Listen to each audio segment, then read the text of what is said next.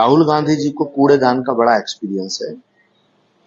उन्होंने डॉक्टर मनमोहन सिंह जी का एक ऑर्डिनेंस कूड़ेदान में फेंक दिया था, फाड़ के ऑर्डिनेंस को फाड़ा और कूड़ेदान में फेंक दिया। उन्होंने 13-14 सालों में पूरी पार्टी को कूड़ेदान में फेंक दिया, पूरी कांग्रेस को कूड़ेदान का हिस्सा बना दिया। कांग्रेस के जितने बड़े बड़े सीनियर नेता थे जो इंदिरा जी के साथ थे, राजीव जी के साथ थे, सोनिया जी के साथ थे, उन सबका इलाज कर दिया, उनको भी कूड़ेदान में फेंक दिया। तो राहुल गांधी जी का वश चले तो इस देश को कूड़ेदान में फेंक सकते हैं। तो राहुल गांधी जी के इस बयान पे और इससे ज्यादा कुछ नहीं कहा जा सकता है। वो कूड़ेदान मास्टर है, वो किसी को भी कूड़ेदान में फेंक सकते हैं। सनातन को कूड़ेदान में फेंकना चाहते हैं, हिंदुत्व को कूड़ेदान में फेंकना चाहते हैं, वो इस देश को कूड़ेदान में फेंकना चाहते हैं, वो नरेंद्र मोदी जी को कूड़ेदान में फेंकना चाहते हैं। लेकिन फिलहाल उन्होंने कांग्रेस को कूड़ेदान में फेंक दिया है। तारीख के बाद कांग्रेस के सभी नेता कहेंगे कि देखो, बीजेपी की सीटें 400 नहीं आई, 325 आई हैं।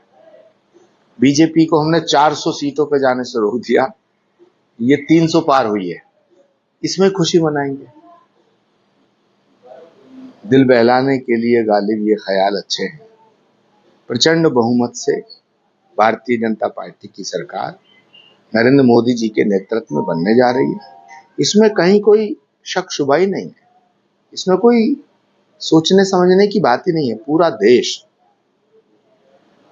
नरेंद्र मोदी जी के साथ खड़ा है, चाहे वो राष्ट्र का मुद्दा हो, चाहे सनातन का मुद्दा हो, चाहे वो राम का मुद्दा हो, चाहे गरीब का मुद्दा हो, चाहे बेरोजगारी का मुद्दा हो, चाहे भारत को और ताकतवर बनाने का, भारत को विश्व गुरु बनाने का मुद्दा हो। भारत की जनता नरेंद्र मोदी के साथ खड़ी है। बड़ी गलतफहमी में है सब। देश की जनता भारत को जोड़ने वालों की, भारत को ताकतवर बनाने वालों की, अखंड भारत बनाने वालों की, पीओके को भारत का हिस्सा बनाने वालों की सरकार बनाने जा रही है। भारत को तोड़ने वालों की सरकार न बनी है न बनेगी। जो लोग भारत को तोड़ने का सपना देख रहे हैं, भारत की जनता उनकी सरकार नहीं बनाएगी। भारत की जनता उनकी सरकार बनाने जा रही है जो पीओके को भी भारत में लाएंगे। अखंड भारत बनाने वालों की सरकार प्रचंड बहुमत से बनने जा रही है। राहुल गांधी तो कभी प्रधानमंत्री बनेंगे ही नहीं, और वो उनका अगर मौका मिलता है तो शरद पवार जी, लालू यादव जी, अखिलेश यादव जी, ममता जी, इनको किसी को प्रधानमंत्री नहीं बनाएंगे। अगर राहुल गांधी जी का वश चले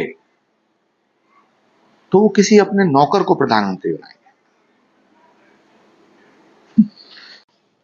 राहुल गांधी जी को कूड़ेदान का बड़ा एक्सपीरियंस है।